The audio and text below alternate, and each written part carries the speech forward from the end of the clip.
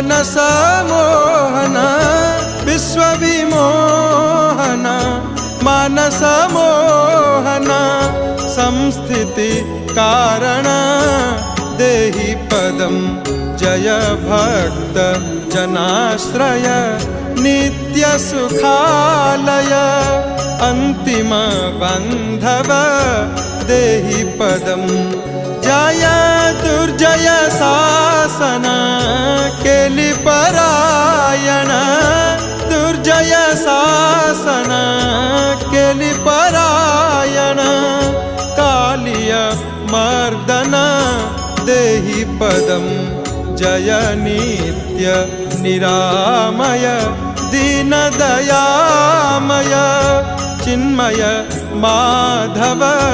देहि पदं